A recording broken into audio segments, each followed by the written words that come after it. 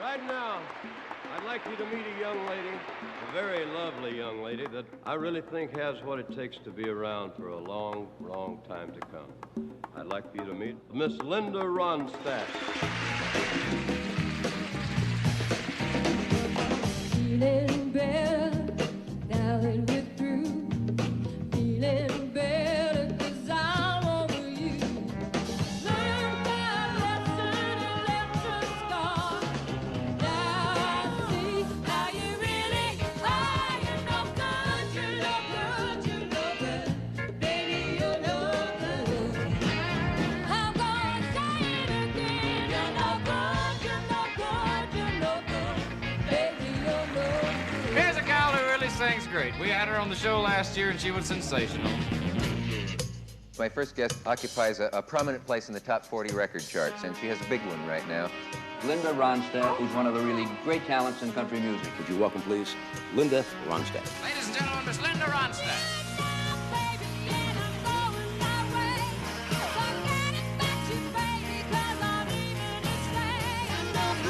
Linda could literally sing anything. I don't think anybody has tried more different styles and nailed it than Linda has. There's not that many people that can pull off new wave music and rock and those beautiful country ballads. Her range is huge. She decided what she wanted to do. More important, what she was authentic at doing. And they always told her, no, you can't do this, you'll ruin your career. She did it anyway.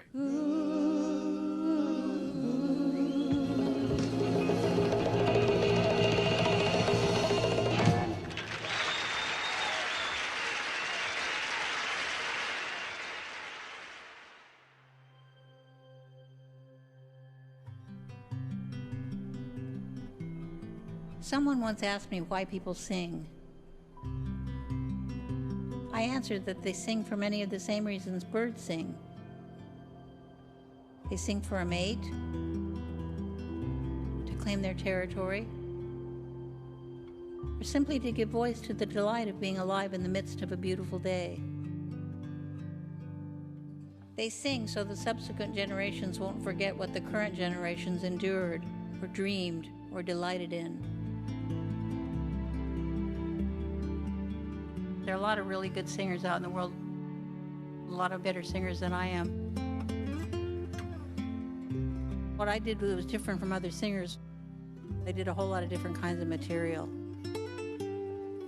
People would think that I was trying to reinvent myself, but I never invented myself to start with. I just kind of popped out into the world.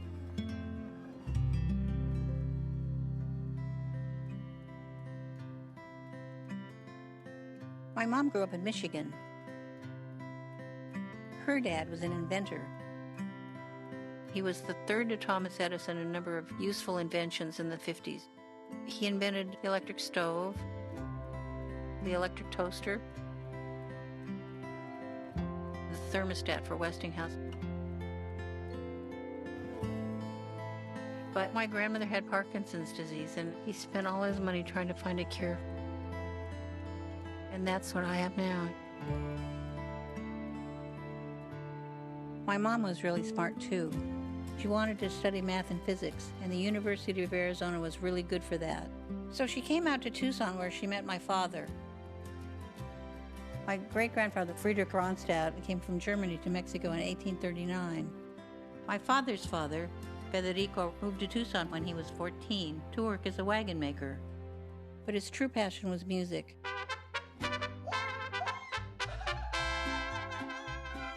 So he started the Club Filarmónico Tucsonense.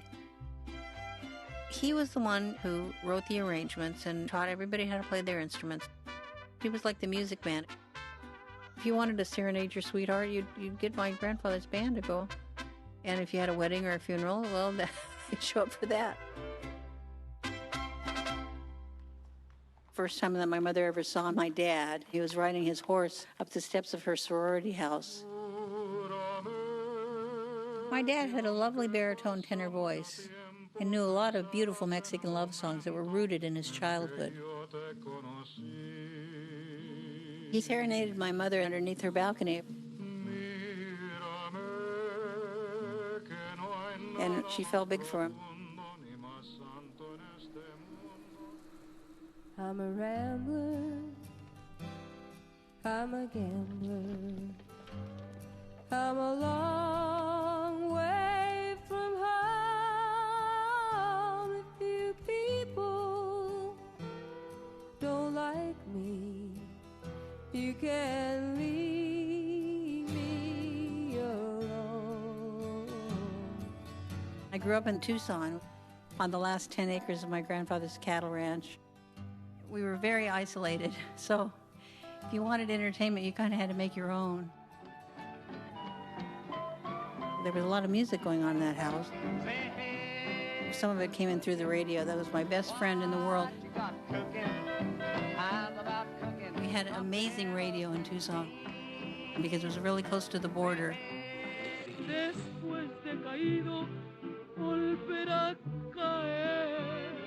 We could get the Louisiana hayride.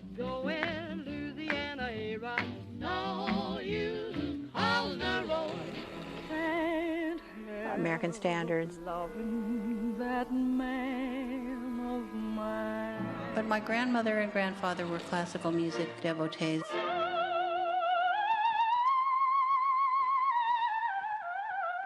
So I would go over to their house on Saturday morning and listen to a live broadcast from the Metropolitan Opera.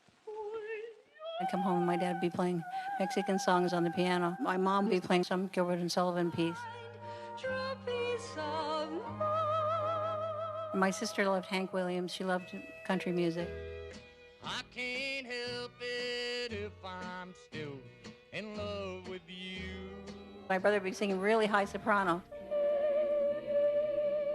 He was in a world-class boys choir, and he was their soloist. She wanted to know how to sing that way, so I taught her. So she learned about vibrato and all that kind of stuff when she was like 5, 6 years old. We learned so much about singing from each other. It was completely incorporated into what we did. We sang at the dinner table, we sang in the car, we sang with our hands in the dishwater. I thought Spanish was this magical musical language. When I was growing up, I thought people sang in Spanish and spoke in English. If you spoke Spanish on the playground, you'd be punished. You weren't allowed to do it. My sister and brother and I eventually formed a little group. We called ourselves the New Union Ramblers. We thought that sounded folky. Bobby Kimmel was a guitar player that I met in Tucson. He wrote songs about his own life. I remember them being one of the best vocal groups I had ever heard. Bobby joined our family group, and then he and I used to play as a duet sometimes. We played little clubs in Tucson, but there wasn't very much opportunity for us there. At some point, reality stepped in. My sister had 3 kids. And then my brother went to work for the police department. Bobby wanted to earn some money playing music. So he went off to California. And I was the last man standing.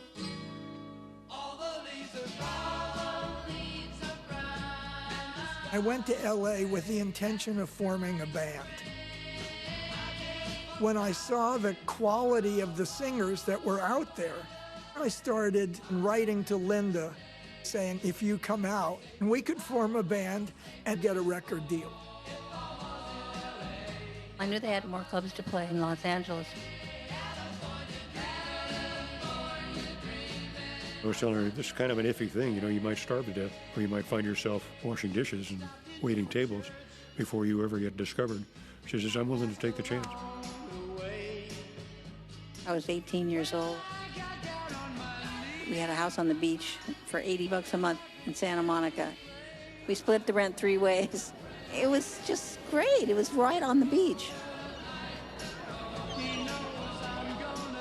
Once she got there, we got to work right away, and we used to practice every day. Bobby introduced me to a really good guitar player named Kenny Edwards, and we formed a little band. We called ourselves the Stone Ponies. Look out your window, The rain is turning into snow. So the time is We started playing little beatnik dives in strange pizza parlors, whatever we could get a job. There was the trip where I heard this band called The Byrds. Had a light show and a lot of acid tripping kind of stuff going on. The Whiskey A Go Go was very rock and roll. I heard the Doors there and I thought, well, they'd be really a hit band if they get rid of their singer. Go, love, open up the door, you see the wind's not There was the Ash Grove. That was where you go for authentic folk music. So I first heard Ry Cooder. Have you seen that vigilante man? Ry Cooder was then and now the most amazing guitar player I've ever heard.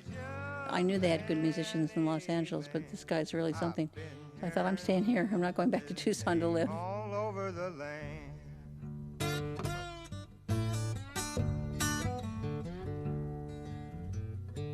She came to Los Angeles at a time when the LA rock and roll scene was in gear and was going. Because see, after the Byrds did their thing with Mr. Tambourine Man, then the whole damn thing broke loose.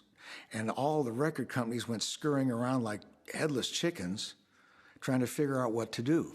Who can sing folk rock and how can we define what this thing is going to be?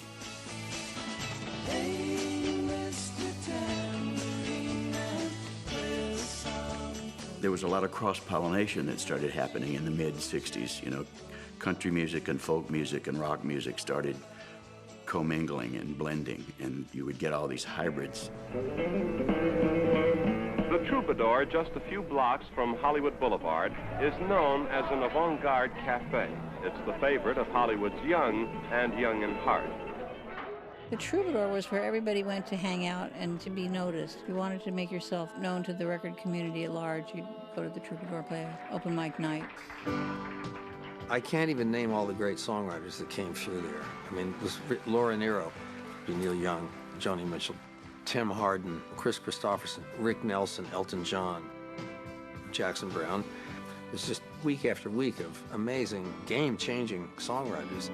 Some of them were dreamers, and some of them were fools who were making plans and thinking of the future. I mean, you tried to get a gig at the Troubadour. You wanted to play the Troubadour. All kinds of industry people hung around in the bar. The Troubadour is important because that's where you get seen. It was a place to play. Like in the minor leagues in baseball, this was your chance. This was your great chance. The Troubadour was a bustling place. You know, they had a hootenanny night where new artists would come and sing a few songs, and I used to go to every hootenanny night to see if there was anybody really talented. The Hoot, the Monday night open mic hootenanny, where you'd wait and get on the list and you'd go up there and sing your new song. Get ahead of steam on, shovel in the coal. Stick your head out the window, watch those drivers. Hoistens on Funegel.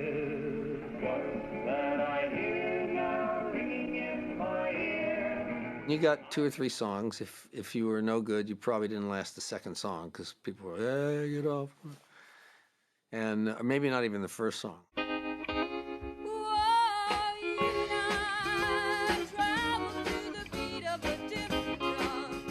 I heard a song called Different Drum by this bluegrass group called the Greenbrier Boys. It was written by Mike Nesmith, who was eventually going to join the Monkees. Do you cry and moan and say it will work out? But honey child, I've got my doubts. You can't see the forest for the trees. So don't get me wrong, it's not that I knock it, it's just that I am not in the market for a boy who wants to love only me. We got an immediate response from managers and people who are interested in our career. Herb Cohen was managing Frank Zappa. We had heard that he had been a soldier of fortune. He may have killed somebody. He was a badass, but he was established, and he immediately said, I can get you a record deal.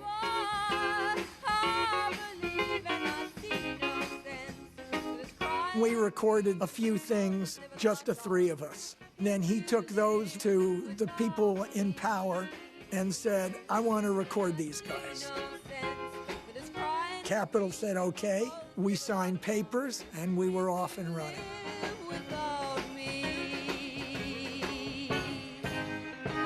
So we recorded it with a mandolin and a couple of acoustic guitars. And the record company didn't like it. And so they said, well, come back, we want to recut the song. Suddenly, everything changed in the studio. They had a bunch of strings in there, and it was an orchestra session. I went, wait a minute, this is the way I thought about the song. I said, I don't want to put it on the record because that wasn't the way I'd originally envisioned it. You and I travel to the beat of a different drum. How can't you tell by the way I run? Every time you make eyes at me. It was a good thing they didn't listen to me because it was a huge hit. I'm driving down the road, in my car, listening to KTKT radio, and all of a sudden she's singing different drum. I said, wait a minute. I loved her voice from the first time I heard her. I was a freshman in college. Stone Pony's different drum. Yeah, baby. It was just like, it was just like to pull back the covering of a fully developed vocal stylist. Yes, and I ain't saying you ain't pretty. I'm saying I'm not ready. Most of the time, as a critic, you're sitting there saying, we'll give the artist a plus for this and a minus for this. This is kind of good, that's not so good. Bang, it was like a home run.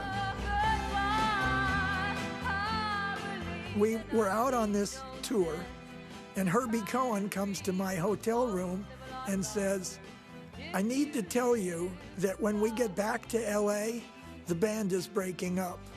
Everybody said, I don't know about you two guys, but we want the girl singer. The record company wanted to develop me as a solo artist. So Kenny decided to go off to India and find a guru and learn to meditate. And Bobby started a folk club in LA called McCabe's. And I was left with what in the world to sing. I was by myself, harmony singer with no material. The remarkable thing about the Stone Pony days was she had the nerve to leave a male band after it already had a hit and go on her own. Would you welcome, please, Miss Linda Ronstadt. Ronstadt. Did anyone ever suggest that that isn't the most musical name in the world, and that maybe you ought to change it to Linda Marlowe, or is there a Linda Marlowe? Or? It gives people, I mean, once they learn how to pronounce my name, that leaves them free for all kinds of variations. Glenn Campbell once called me Linda Bedstead. I remember you when you were nothing but a little stone pony. Oh, yeah? I don't have any idea what that means. I know that you were part of a group, right? Let's see, how do I explain this on television and not get yelled at? Oh, maybe you don't. I think I don't. Oh, yeah? Oh, is it an inside meaning? It has a meaning like a lot of old rock? It has a lot of different old folk. Love will abide. Take things in stride. Sounds like good advice, but there's no way in my side, and time washes clean love's wounds unseen. That's what someone told me, but I don't know what it means, 'cause I've done everything I know to try and make you mine, and I think it's gonna hurt me for a long, long time, 'cause I've done everything I know to try and make you mine. I think I'm gonna love you for a long, long time. I met her in the Troubadour. She had this hit called Long, Long Time. Apparently she knew who I was based on a record I'd made with Ricky Nelson. She said, I like that band you put together for Rick Nelson. Could you do that for me? She's got everything she needs. She's an artist. She don't look back. Herbie Cohen was the manager when I met her. He gave me these tickets to Hawaii for the Capitol Records convention. Linda and I show up at San Francisco Airport to fly to Honolulu, and lo and behold, there was the FBI to arrest us for receiving stolen property. Turns out Herbie had bought the tickets in the lobby of the building from some guy, you know, probably for 25 cents on the dollar, and they were hotter than a $2 pistol. So we spent the day in jail. She fired Herbie and asked me to fill in.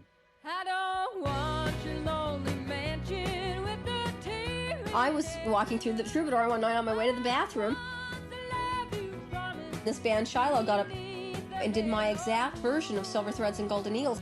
Silver threads and golden needles. I just went, what? That's, you know, it's that solo. I thought, God, what? You know, I was appalled that anyone would actually sit down with one of my records and learn the solo off, you know, like a Led Zeppelin record. And I heard the drummer and I thought he was really good. The drummer was a guy named Don Henley. Linda's first solo album came out in '69, and I moved to LA in June of 1970. So my timing was pretty good. She had a bunch of dates back east, and we needed to put the band together quickly. So I hired him for $250 a week.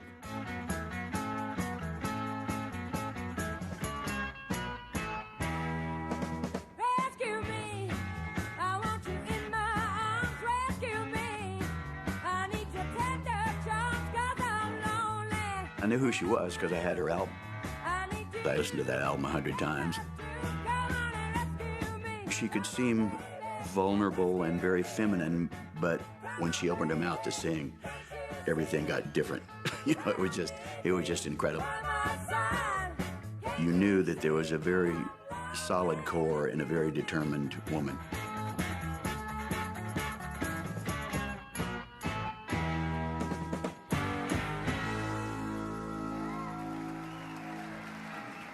Just saw her walking past me in the Troubadour, and she looked so cute. I just grabbed her by the hand, and I said, I think you should cook me dinner.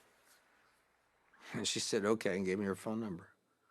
And so I called her a couple of days, and I said, well, you gonna cook me dinner? She goes, sure, come on over. I came on over, and she made me a peanut butter and jelly sandwich. And I fell in love with her. Took her home, and the next day I said, listen, let's go get your stuff. I think you're gonna live here with me. I got a feeling called the blues. Oh, Lord, sister, baby, say goodbye. John David Souther and Linda Ronstadt. They were a hot couple. All I do is sit and cry. Oh, Lord, it lasts long days. You said goodbye. JD had a musical duo with a guy named Glenn Fry. It do me, it do you. He was my best friend and first songwriting partner. We really did nothing but just listen to music and play guitars and try to write songs and then go to the Troubadour. Glenn Fry played pretty good guitar. So I went and talked to Glenn and said, do you want to do this tour with me? He said it'd be really cool. He'd never been on the road before. Glenn Fry and I shared a $12 hotel room with 2 twin beds in it. It was a very modest tour. I mean, I remember being in station wagons. Rooming together. Don and Glenn each discovered that the other was a good singer and songwriter. And that's when they decided to get together and form a band.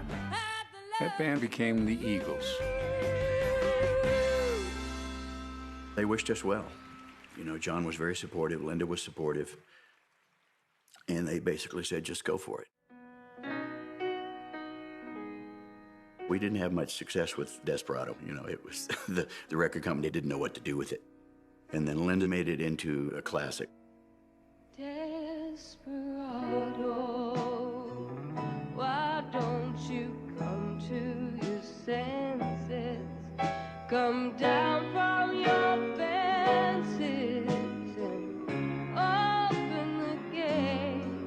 It may be raining, but there's a rainbow above you.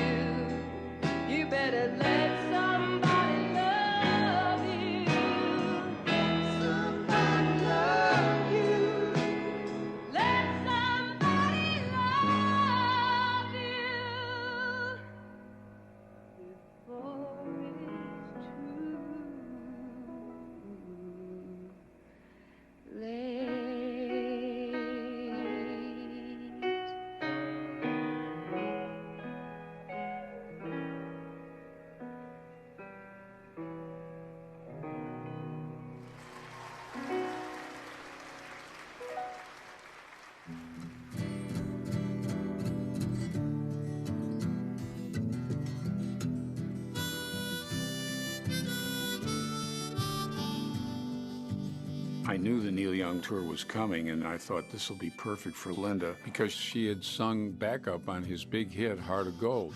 So I called Neil's manager and I said, listen, Linda's the right opening act for this. You got to help me out. And they said, well, Neil's going to go out alone.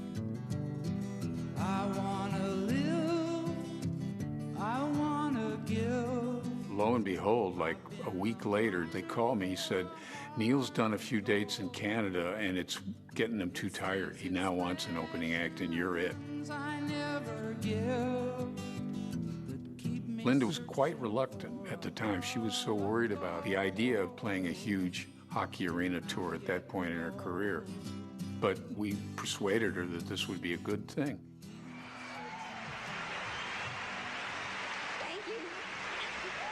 You would occasionally get somebody yell, "What do you want, Neil?" You know, but by the time the tour got going, she was holding her own. I've been cheated, been mistreated. When will I be loved? I've been put down, I've been pushed around. When will I be loved? When I find a new man that I want for mine, always breaks my heart in two. It happens every time.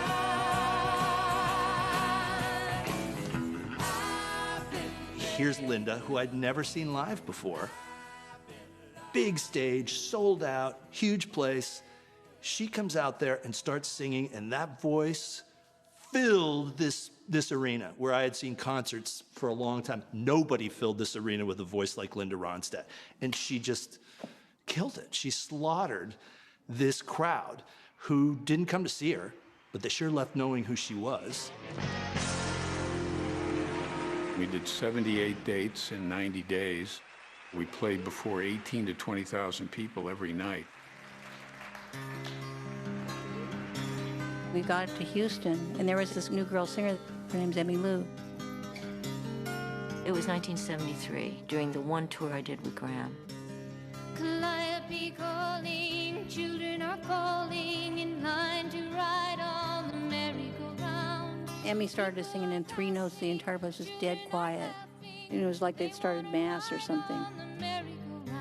And she was beautiful, this girl with long hair and big brown eyes. And I thought, oh, she's doing exactly what I'm doing. She's doing it better. And for a minute I thought, well, I can get jealous. And then I won't be able to enjoy her singing. Or I can just become a slobbering, drooling fan like the rest of the people in the club and hope that maybe I can get her to sing with me. So I chose the latter as one of the best decisions I ever made. And Emmy and I became immediate music and social friends.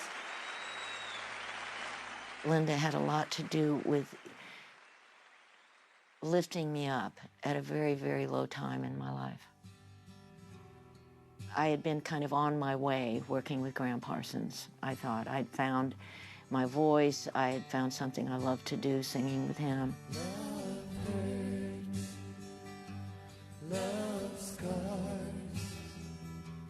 On the road to getting himself straight, he was drinking a lot less. He was loving the work. We loved singing together. We had a record we had just made. And apparently someone showed up with heroin, which he hadn't done in a while, and it killed him. It was devastating, to lose him like that. It was Linda who stepped up as a friend, and we had just met each other. She brought me out to LA, had me stay at her house, and she talked about me to everybody. I said how great I was, and genuinely loved my singing, genuinely made me feel like I had something to offer at a very low time in my life.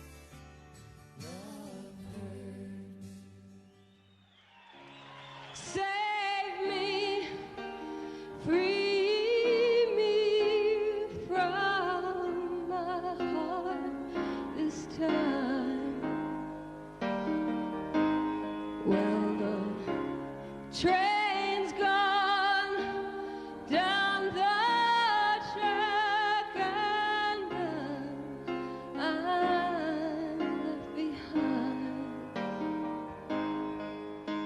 Linda was always very tight with her girlfriends. They sang together, they shared music together, she was supportive of me. I was writing songs and hoping, to make my own record. But of course, Linda was, really coming into her own and starting to be really successful.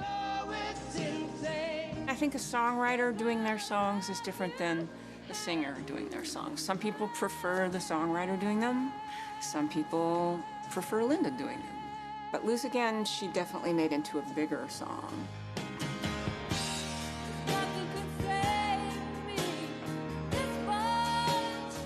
Because I couldn't sing it like that.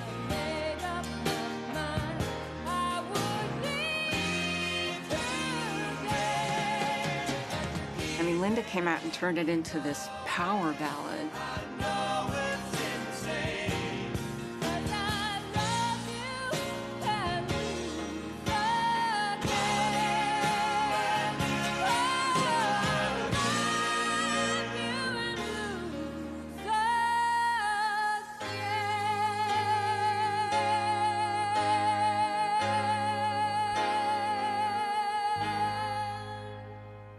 Back then, there wasn't competition with women. So I think, women, there weren't that many of us either. So I think there was a certain amount of banding together to sort of share our woman part of it.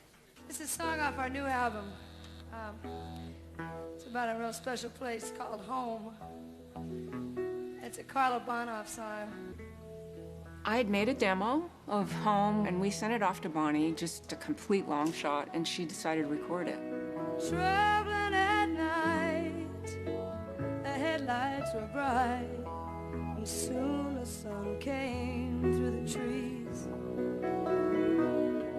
Around the next bend, the flowers will send the sweet smell of my home in the breeze.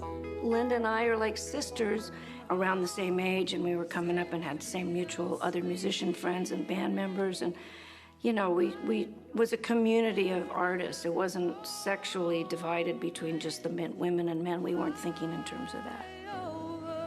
Linda and Bonnie Raitt were two of the first women that I was able to see as a young journalist and study the way they operated in this community.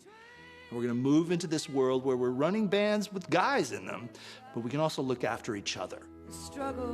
I said, if I can have it on my terms and you understand I'm not going to be told how to dress or what music to make, great.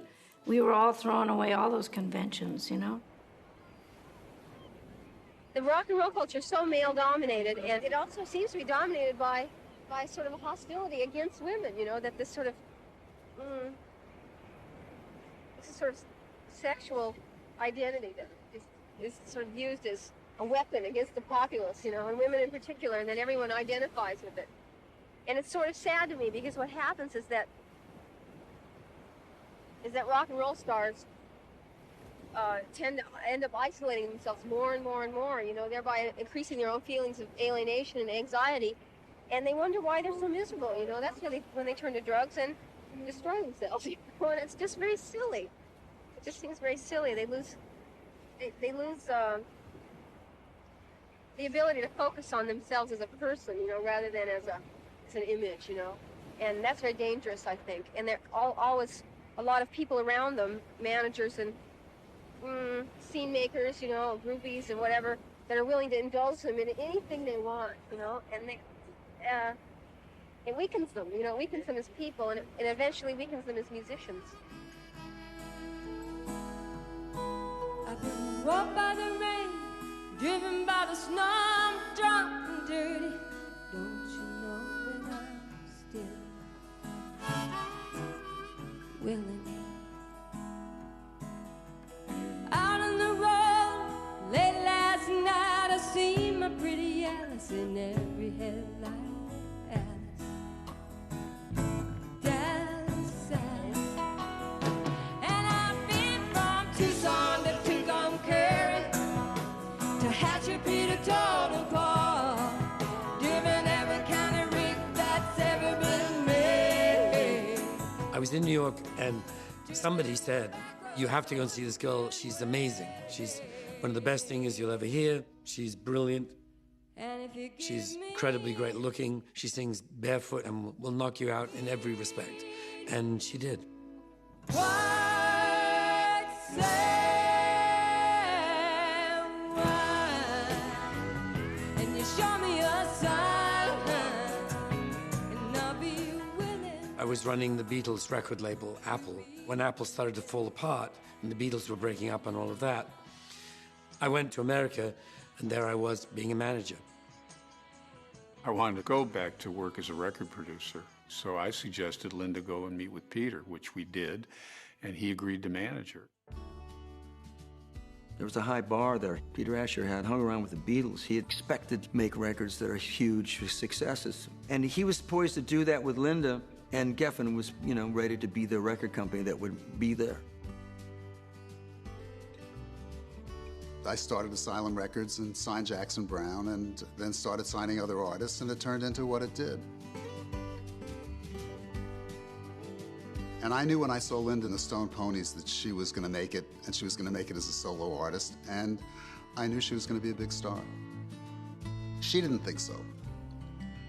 She had very little confidence in those days. Linda was feeling like she wasn't good enough to be on Asylum Records.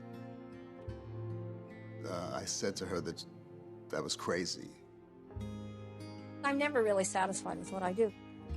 And lots of times I hear that I did something wrong, and it bothers me. It can ruin my day, really. Linda never thought she was as good as she was. And that is an interesting paradox, because she's confident about her ideas, but not about herself and not about her singing. My involvement as a producer with Linda came when she was having trouble finishing the album that became Don't Cry Now. And that's when we decided that the next album I would produce was Hard Like a Wheel. Some say heart is just like a wheel. When you bend it, you can't mend it. The McGarrigle sisters, who were these two Canadian sisters, they were in an odd category. They didn't fit in pop music, they didn't fit in folk music, they didn't fit anywhere except they fit in my heart.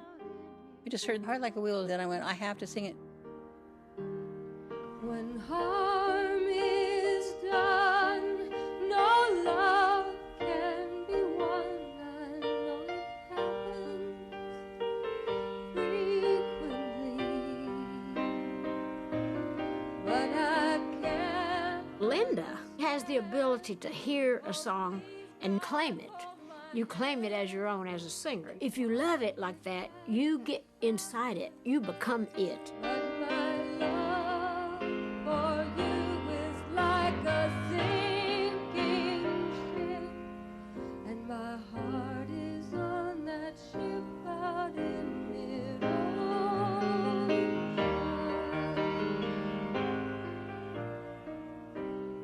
Hard Like a Wheel, she discovered that song, brought it to me, and I loved it.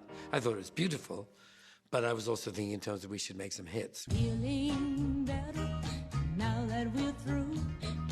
Feeling better 'cause I'm over you. I'm a ballad singer. I like to sing ballads best, but we needed some up-tempo songs for the record. And as an afterthought, I had this song that we'd use to close the show.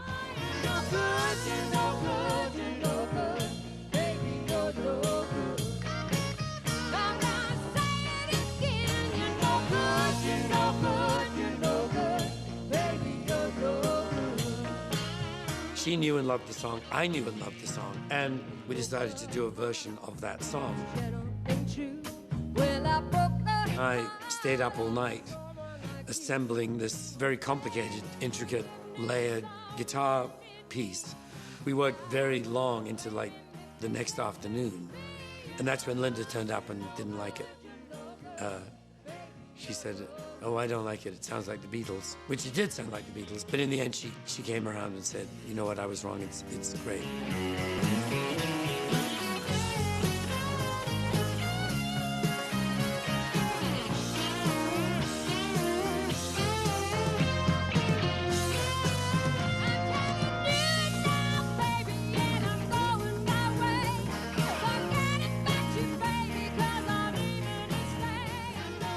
Every song that I sing has a face that I sing it to, you know.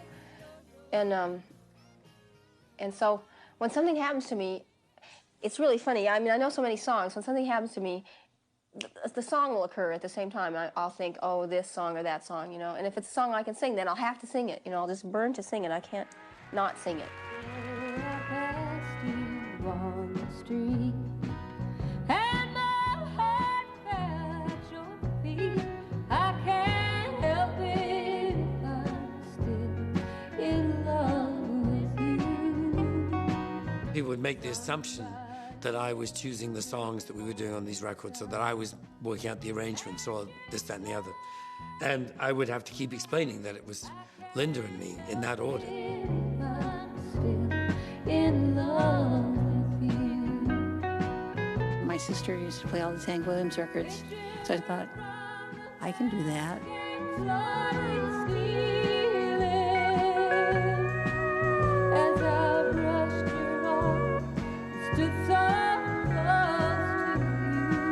Linda knew a good song, and she knew why it was good, and better than that, she knew how to sing it better than you could sing it. When you become that sharp of a song stylist, you get authorship in a certain way. I consider her a real auteur. She didn't write songs, but she made songs happen the way she wanted to hear them.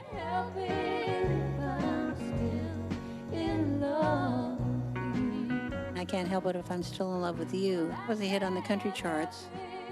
You're No Good was a hit on both the R&B chart and the pop chart. I became the first artist to have a hit on all three charts at the same time.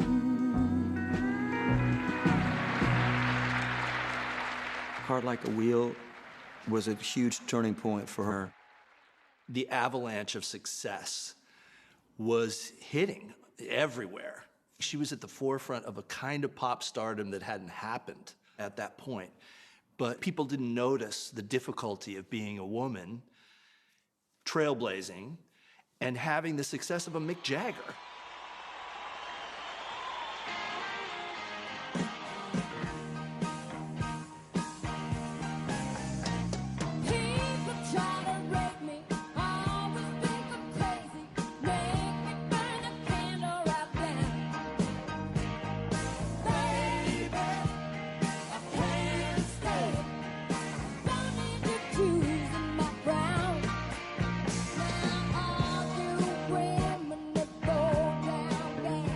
Now I had gigs like in big sporting arenas, you know, stadiums and stuff like that. I knew the name of every arena in the country. We got a gig tonight at the Spectrum in Philly. We'll be at the Forum. Gig tomorrow night at the Garden. That's where we played. She was selling them all out.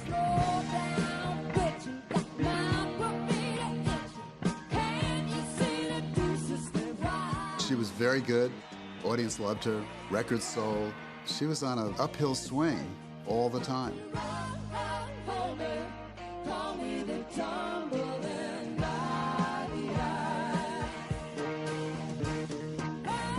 When we did that tour together, we'd take turns closing and opening. You know, try following Linda Ronstadt every night.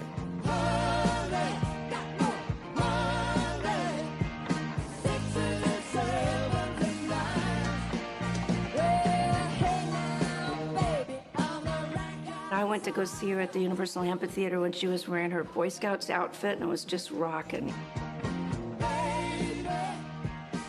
Linda was able to be really feminine and sexy in this world of men and somehow hold on to herself and do that and use that in the best possible way.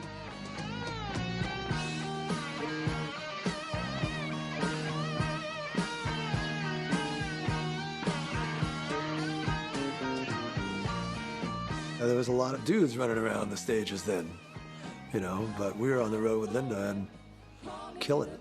She was killing every night.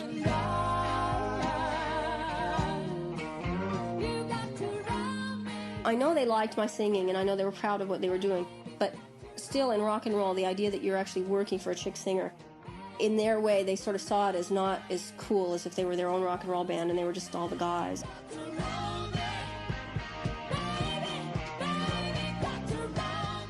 There weren't a lot of women musicians, so it was always a band of guys, you know. There weren't women bass players and women guitar players, and sometimes some of these guys were tough. I got a lot tougher and more foul-mouthed. I used to swear a lot. I mean, I used to talk like a truck driver. When I think about the way I used to talk, I'm shocked. Without having any other girls along on the road, just automatically you start to imitate them.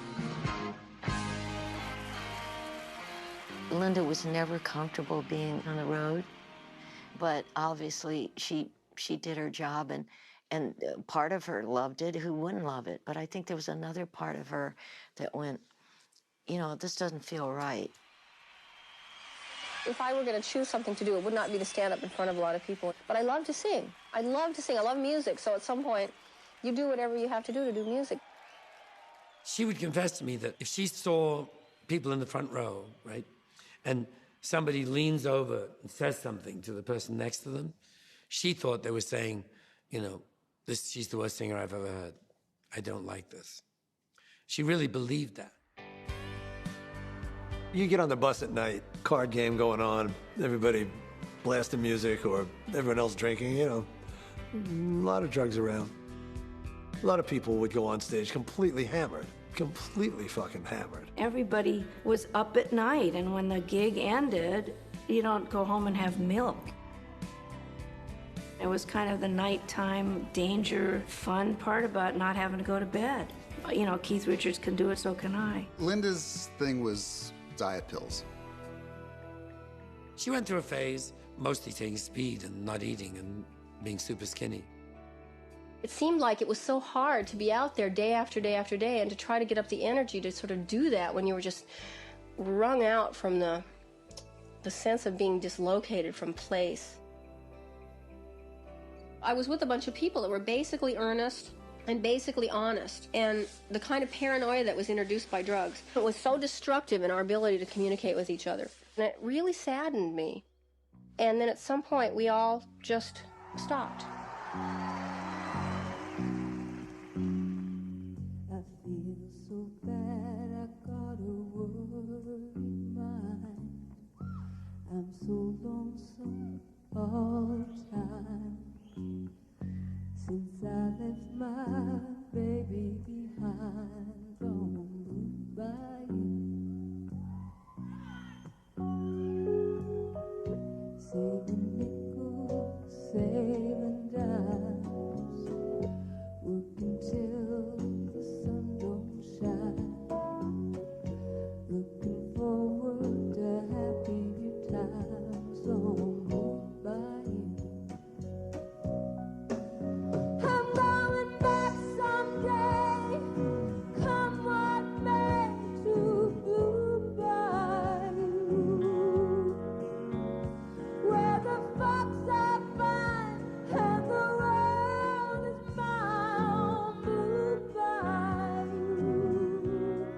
When Rolling Stone was ready to put Linda Ronstadt on the cover, that was her absolute peak up till then.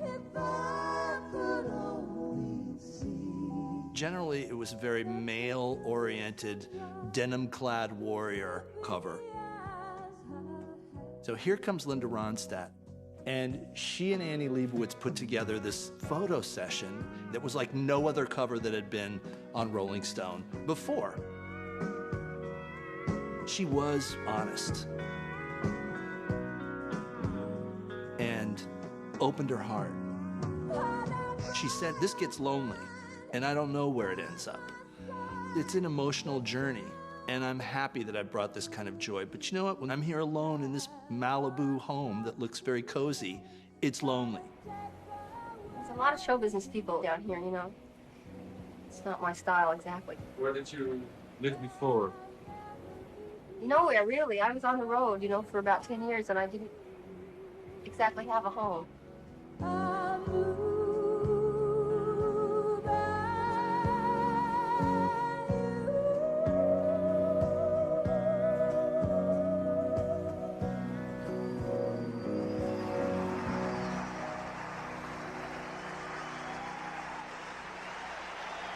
Sing the national anthem here at Dodger Stadium, Miss Linda Ronstadt.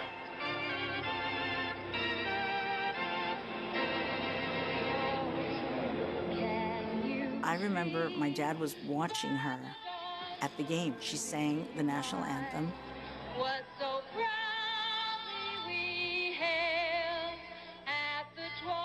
And all of a sudden, there she is. She'd come in the limo straight to the restaurant from the game to have something to eat. My parents had a small restaurant on Melrose Avenue across the street from what was then KHJ Radio, which was the radio station in the day. Lindy walked in, and my dad was wearing a shirt that we call in Mexico a guayabera, and it has 4 pockets and it's white. And she said, "This is a good place because he's wearing the shirt my dad wears." A lot of the people who hung out at the Troubadour also ate at Lucy's. Lucy was very, shall we say, loose with the check now and again if we were on hard times. Our customers were not just the soon-to-be celebrities of the industries. They were the old guard of Los Angeles. I mean, you're talking old school money. There was a big communal table that my father used to sit everybody at. So you'd sit with policemen, you'd sit with firemen, sometimes you'd sit with an actor, sometimes you'd sit, a football player. You never had any idea who you'd sit with. What happened was Linda had decided that she wanted to change the 8-track because she wanted to hear something else. So she had to step up on this little wine rack. And at that moment, the governor, Jerry Brown, comes in that room and he sees her. And it was like, wow, who is she? So my father went and he sat them together. And, well, he fell in love with her. There was no question about that. Jerry likes passionate music. He likes passionate music, passionate women. You know, that's his deal. We had a really good time together. He went out to run for president for the last couple of months, and hadn't been for the fact that I got to see him on TV every night, I forgot what he looked like. So, but he came back yesterday. He's going to make it all better now. So he told me anyway. I've yet to see. My boyfriend's back and you're gonna be in trouble. Did you have much of a problem when you were with Jerry Brown, people expecting you to have political views along the lines of Governor Brown's? Whereas, I mean, you're a singer, he's a politician. Our relationship was completely personal. It wasn't political at all. So, you know, he did politics, I did music. Right. It's easy to separate that. Now, you went to South Africa recently. Did you receive criticism for going there? As far as I was concerned, it was just a gig. I don't think that if you disagree with the policies of the government, which I do very definitely disagree with the policies of the South African government, I don't think that's enough of a reason not to go and play music there. If I did that, I wouldn't be able to play in the United States because I don't agree with their policies about nuclear power or nuclear warfare. I mean, my God, we've got this person running the country, you know, that I completely disagree with. If I decided that I wasn't going to play where attitudes of racism prevailed, I certainly couldn't play in Australia or England or lots of places in the United States, a lot of places in the American South, or Boston, which is extremely racist. I went to South Africa. It has a fascist, repressive government. I'm very interested in the culture down there. You just got finished talking. You say, why does anyone think I'm controversial? Do you realize what you've just talked about here? We've just received all your political views in one blow. I'm teasing. I'm not putting it down, honestly. I don't think my political views are very controversial. Who likes nuclear warfare? I remember her having the Wall Street Journal in her bag one time in the 70s when she was dating Jerry, and I went, you know, I thought she was really smart, but she's really well-read and very, very up on a lot of different things. She's as wide-ranging in her critical intellectual pursuits as she is in her musical pursuits, and you don't find that kind of depth and eclecticism in pop music.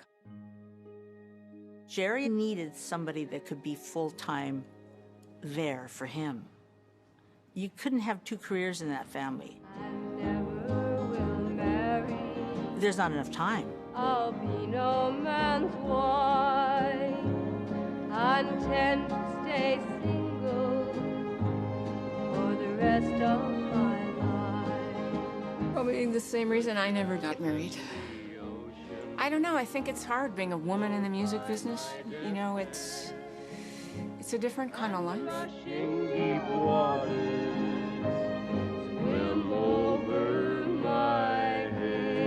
Well, you don't need to get married, you know what I mean? It's like we have our own income, and you don't have to have the state verify that you love somebody, and when that relationship's over, you leave. Neither one of us are really made for marriage or, I think, long-term relationships. So why did you break up? Can't remember. Maybe she could tell you. It's so easy to fall in love. It's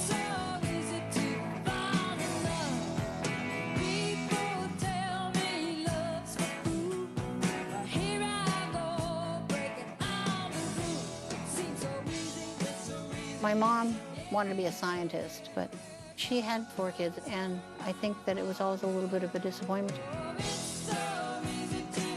She always said to me, go out and have a life. You know, you don't just have to get married. There are alternatives.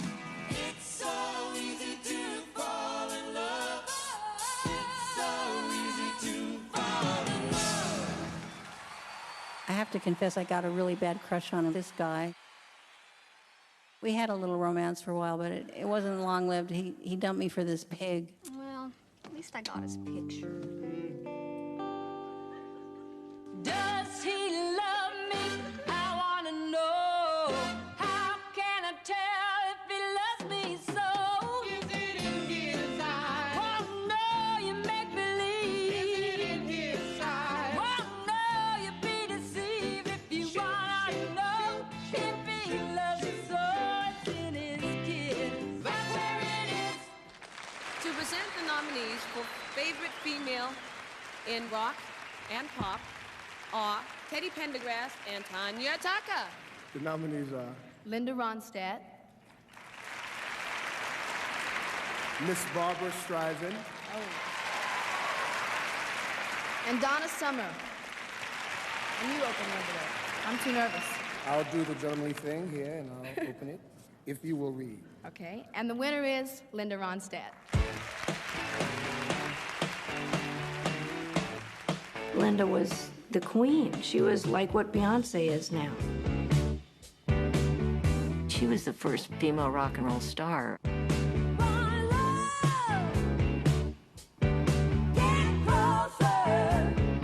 She was the only female artist to have 5 platinum albums in a row, and most of them multi-platinum. For Favorite Female in Rock and Pop, favorite country single, Blue Bayou by Linda Ronstadt. And the winner is, hasten down the winner, Linda Ronstadt. The winner is Linda Ronstadt. You make a fuss when her eyes ain't on you. Give us something to look forward to. Remember all of other girls you ran. The nature of being a pop musician is that you get these things that are successful, and you have to sing them for the rest of your life. Over and over and over again, they start sounding like your washing machine. I didn't like singing in the big arenas because the sound was like, you know, you'd hear the guitar solo that they played last week still ringing around the rafters. So I started looking for other things to do.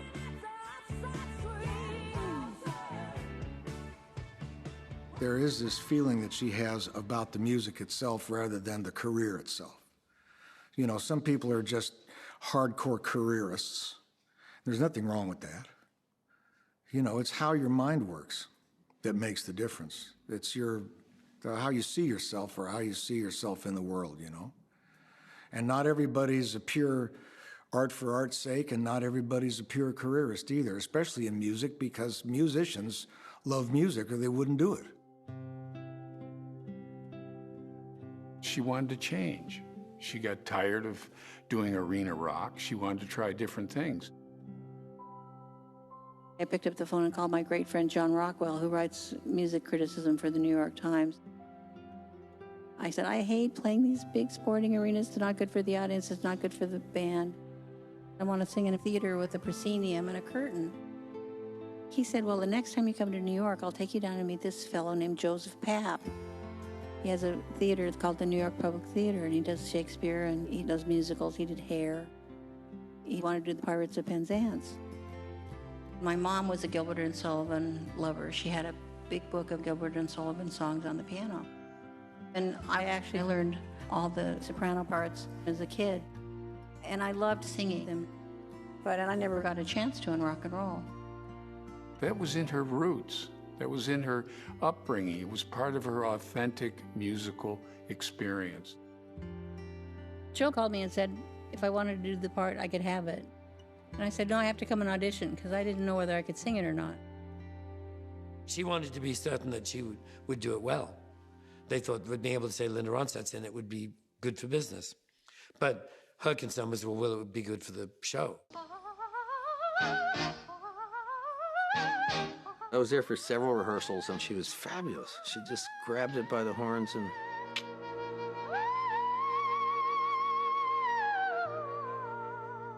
That was the first job I was ever offered where I actually got to sing like that. I was delighted, I really was. But I can't do it very well yet because it's really hard. You can't learn that overnight. You got to so be we'll in see. training. In training, yep.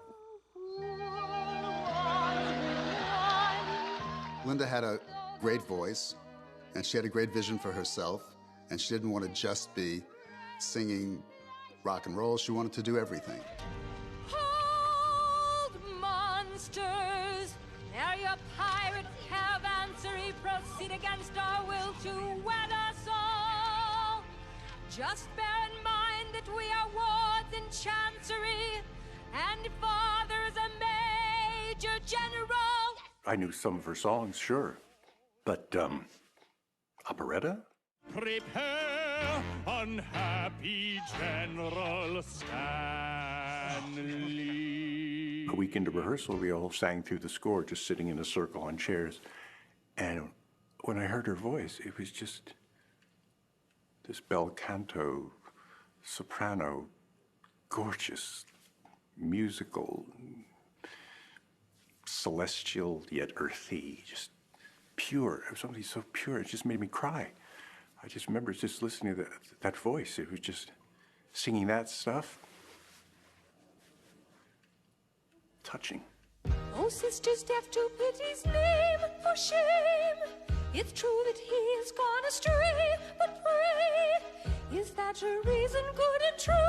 Why you should all be deaf to pity's name? Gilbert and Sullivan? Really? A rock star who has the guts to go out there and do that kind of musical comedy. She just didn't care. To her, it was like a mountain to climb.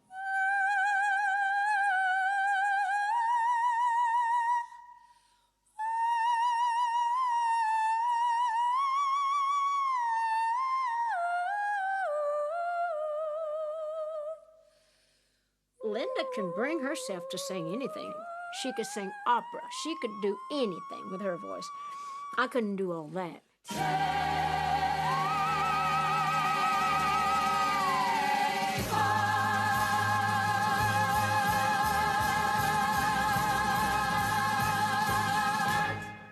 Kevin Kline and I were both nominated for Tony Awards for that show. Kevin deserved it more than I did. All I did was walk around and sing.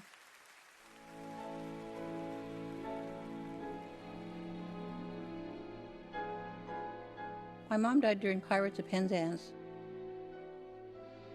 I wasn't with her when she died, and I just couldn't quite get it through my head that she was gone out of the world and I was never going to see her again.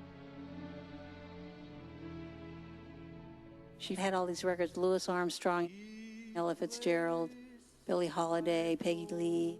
And I thought, I'd like to try to sing some of those songs.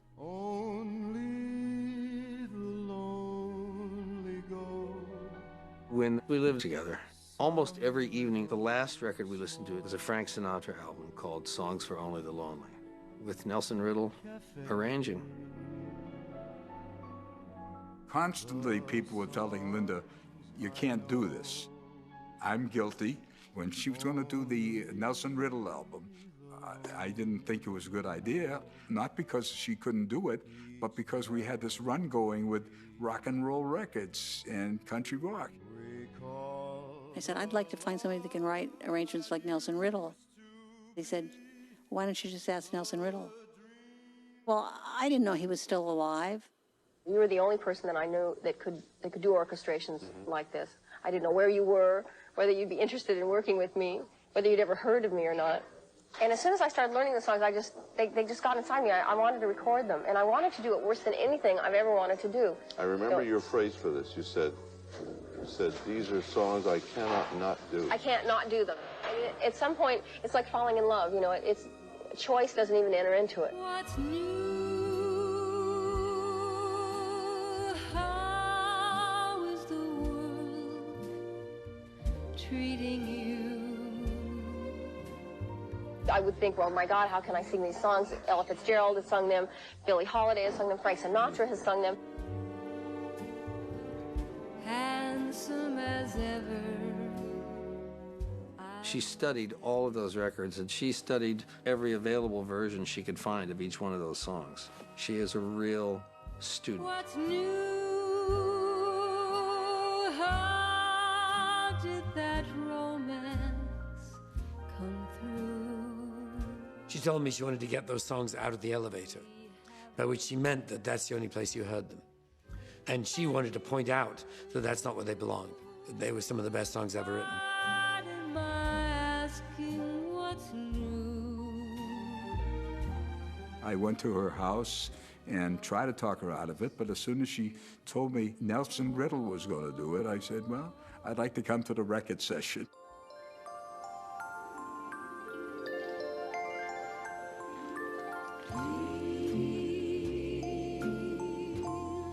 When my sister was in high school, she got to go to her senior prom. She got to wear these strapless dresses with a lot of tulle, and I always wanted one of those dresses.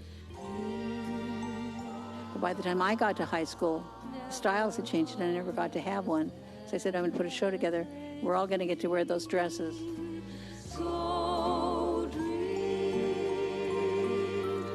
dream.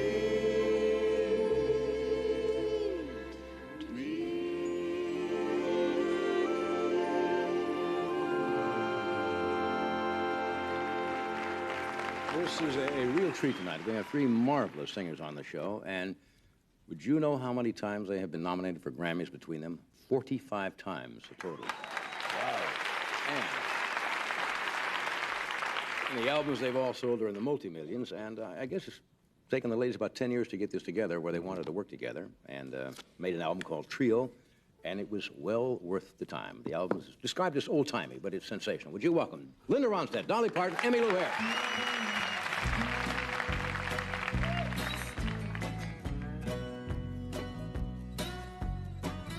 I'd met Dolly. I saw her singing on the Grand Ole Opry, and she was a wonder to behold. I mean, what you have in front of you is one of the most beautiful girls you've ever seen. You know, she's just gorgeous.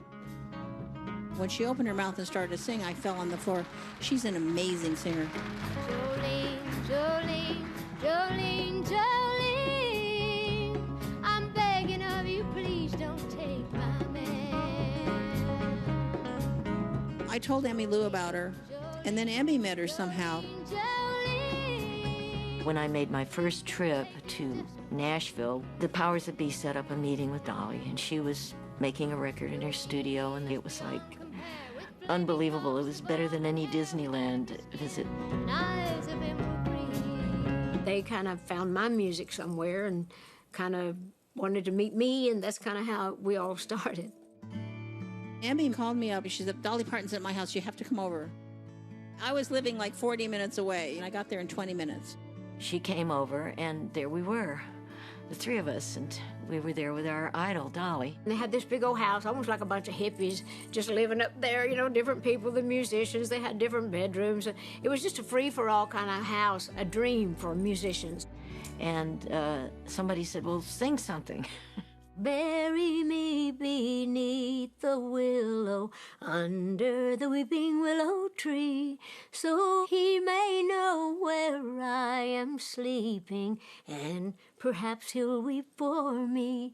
So I started singing that, and then they started saying, sing that again. And I go, oh, bury me. And here come all these harmonies, and oh, it was just chilling, chilling, chilling. Beneath the willow, under the weeping willow tree, where he may know where I am sleeping, and perhaps he'll weep for me. When we heard our voices, it was like injecting some kind of serum into your veins. It was like a high like you've never felt. We sang first in a living room and said, well, this sounds really good. It was special. It was different. It was when we sang special. together. It was like a sister, a sound of sisters, musical sisters.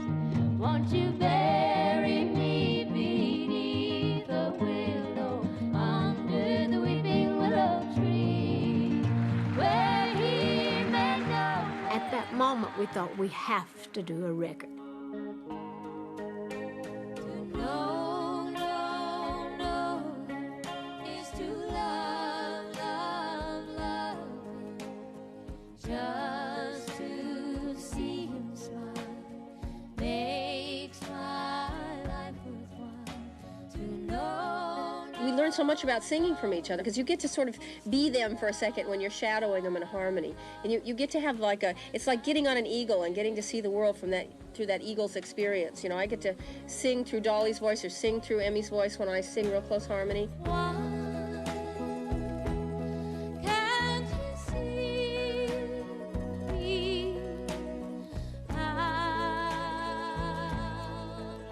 The only big disagreements would be, are we going to use auto harp or dulcimer on this song?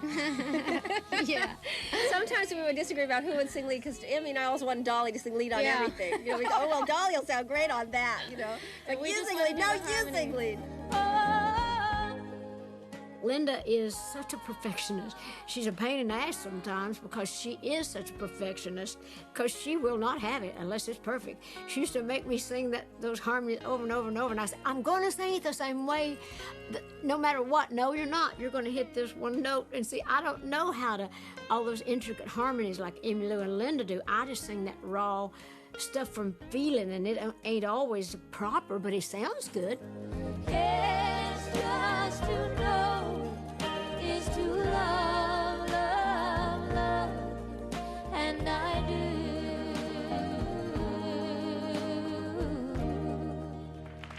do. Linda, you've sung just about all types of music, light opera, you've been on Broadway, rock and roll, pop.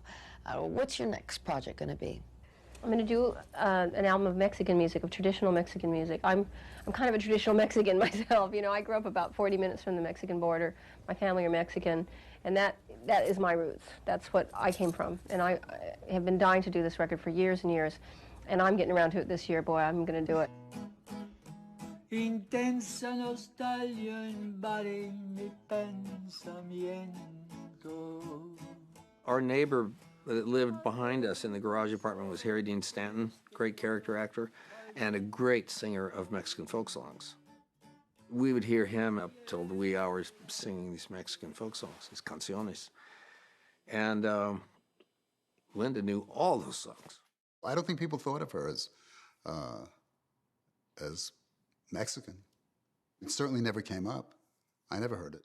I mean, the name Ronstadt is not Hernandez. Ronstadt is a German-sounding name.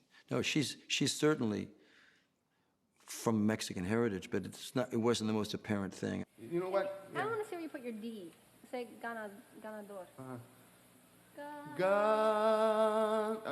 It's the phrase ganador, ganador, ganador, do. Is it up on the roof of your mouth, the back of your teeth? When he asked me if I would sing a harmony on his record, I was completely delighted, because you can only learn by doing. You know, I can't. There isn't a book you can get, you know, say, how do you learn how to be a singer in Spanish? And it's always been a dream of mine to make an album of these Mexican songs that I learned from my father.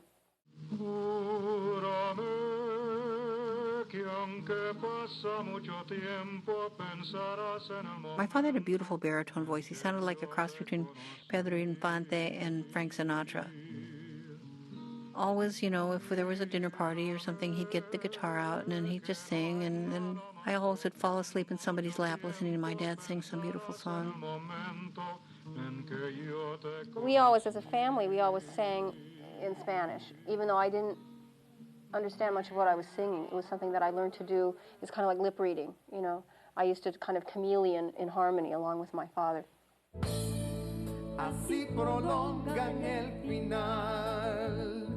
To learn to sing that style as a grown-up professional singer, that took some doing. Su triste juego del amor, donde el silencio es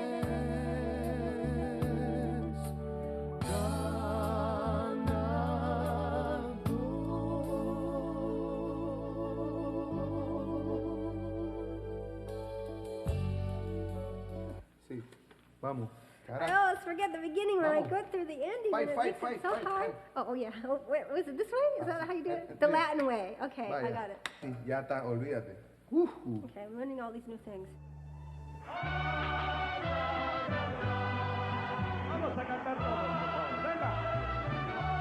My dad invited me to go to the Tucson Mariachi Conference, and that way I got to meet the Mariachi Vargas. Those good bands like the Cobre or the Camperos or the Mariachi Vargas, you're going to go to a symphony and you're not going to find better musicians. They're all virtuoso players.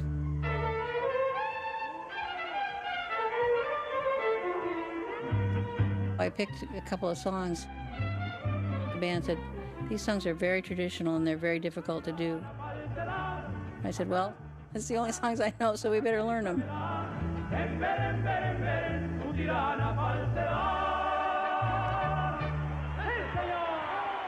I went to the president of my record company, who's a man who genuinely likes music.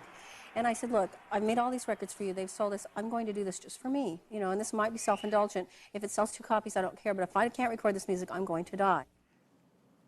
I don't understand any Spanish. I didn't understand how popular those songs were. But this is a lady who wanted to do it her way, and who was going to say no? Yeah.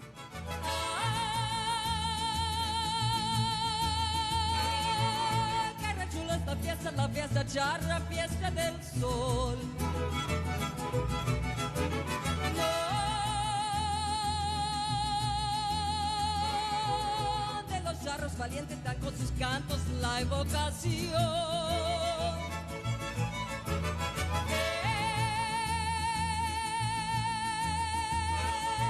El caripeo su festejo que huele a surco y a tradición. Canciones de mi Padre. It's the largest selling Spanish language album in the history of the industry. That's the whole Linda Ronstadt story right there in a nutshell. Linda deciding she wants to do something. The record company telling her she can't. She goes ahead and does it anyway, and they jump on board as the thing starts to take off. Toda la familia would come, and they loved it because they were here from Mexico. Even though their kids had grown up here and become American citizens, who is this girl singing songs so beautifully?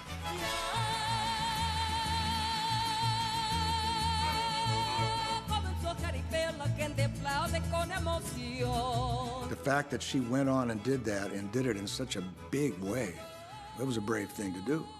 Many people would have been terrified, I'll mess up my career, you know. But obviously she had purpose, personal decision. It's good.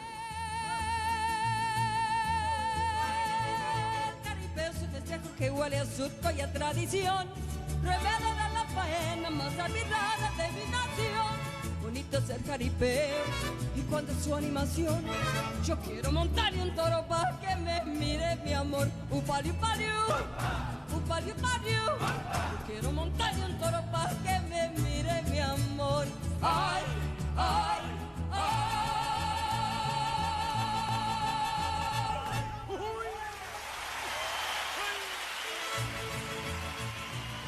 To have that traditionalism going along on the bus with me from town to town, where I'd only sung pop music, to take that part of the dirt with me, you know, the part of the soil of the land where I came from, to Cleveland and Cincinnati and New York. That was a thrill. You should have seen Central Park with, you know, close to 1 million people in it. When the mariachi got up on stage with their big hats, the place fell out. They went nuts. You know, there was such a thing of pride that went from the stage to the audience. It was just great. This song was written by me and my father, and it's called Lo Siento Mi Vida. Lo siento mi vida. My dad died when he was 84. There was a kind of a peace that happened when he died. In the 3 or 4 days before he died, he was reading to us passages from Gabriel Garcia Marquez's book, Love in the Time of Cholera. And it was just a great sharing. It was a different experience being with my father when he died than it was with my mother. I knew I was going to miss him, but I accepted it better. Siempre se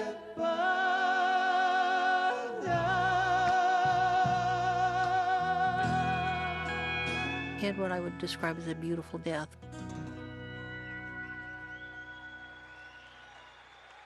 I've seen her on TV, and I thought she was great. But when she came to New Orleans, she was just so down to earth and, you know, girl next door thing, you know, and just humble. She was just a sweet, humble person. I'd been in New Orleans for the World's Fair, and somebody said, well, the Neville Brothers are playing at some club down in the quarter. We should go. We're going to get serious right now. I'm going to turn you on to our brother Aaron Neville. Aaron Neville was on stage singing this beautiful song, Ariane. Ariane, with the morning that comes rippling through my window. She's a smell of coffee brewing on a quiet and rainy Sunday. Somebody told me she was in the audience, so I called up on stage, sing some doo-wop. Usually I'll never do anything like that because I like to rehearse everything first. But I wasn't going to say no to Aaron Neville. After that, I asked for an autograph. She said, to Aaron Love, I'll sing with you anytime, any place, anywhere, in any key.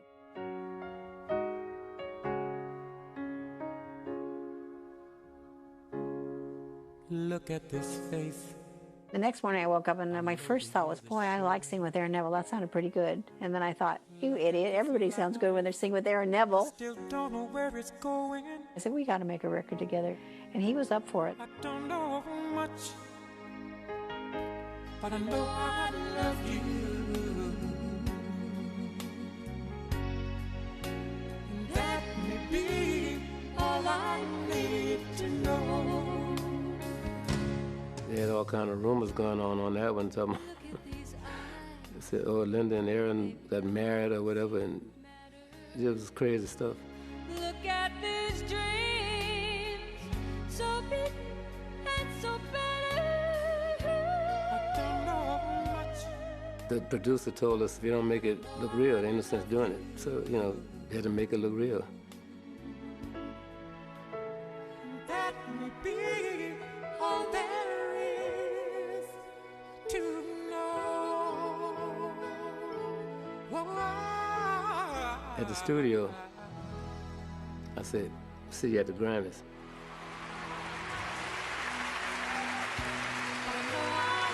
I had a speech. Amana.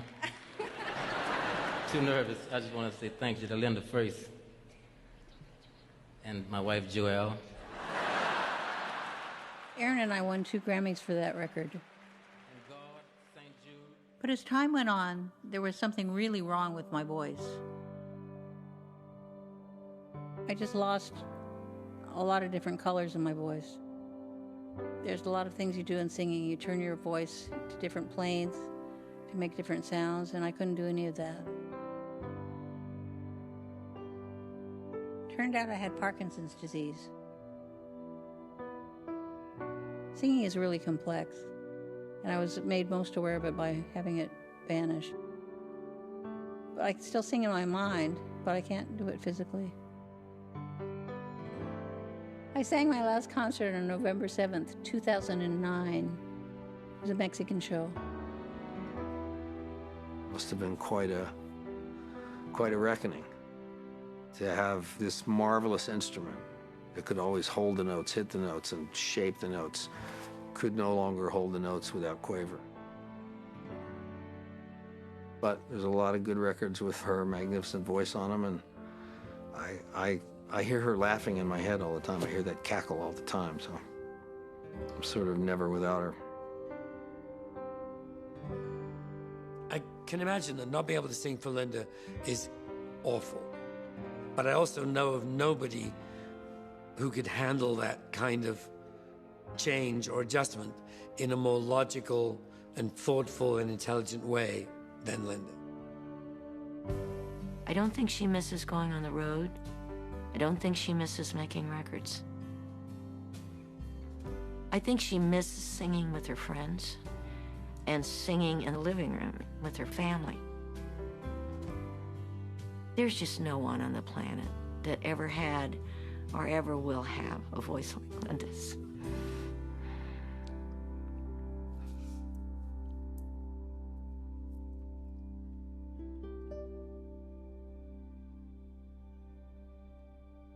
You know, I'm grateful for the time I had. I got to live a lot of my dreams, and I feel lucky about it.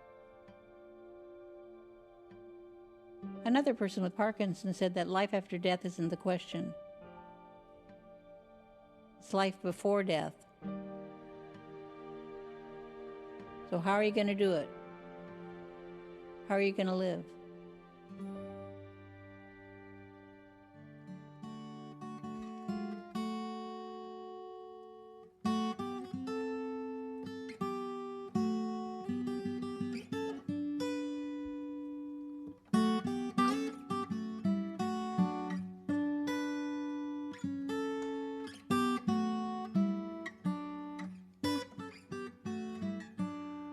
A la orilla de un palmar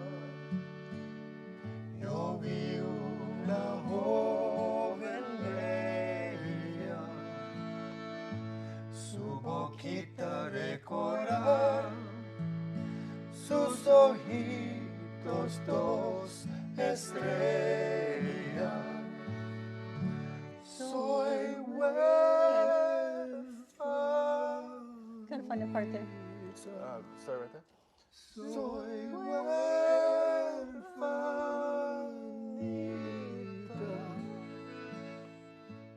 I don't even have that note in my speaking range anymore.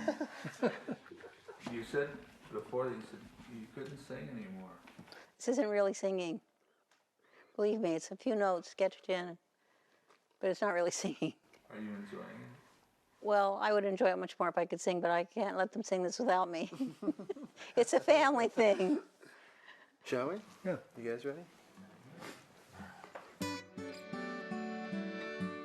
Soy huérfanita.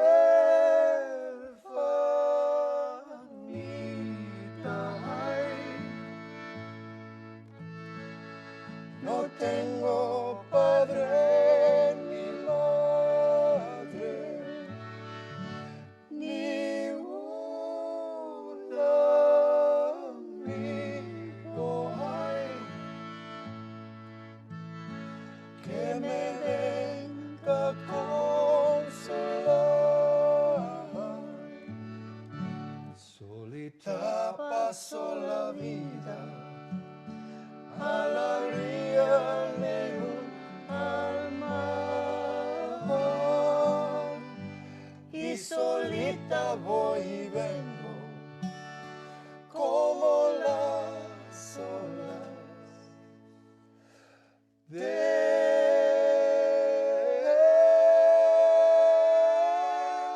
mar.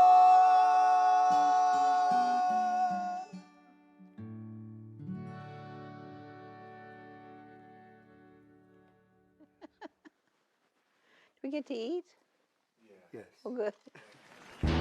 I've been cheated, been mistreated. When will I be loved? I've been put down, I've been pushed round. When will I be loved? When I find a new band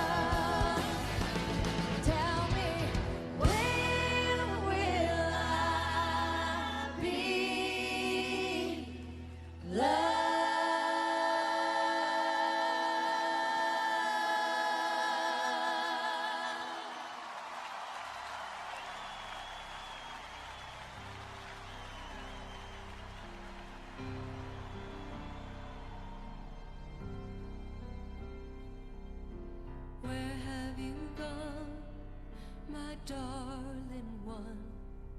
Are you on your own? Are you having fun? Is there someone to hold when you need it bad? Is it uncontrolled like the love we had?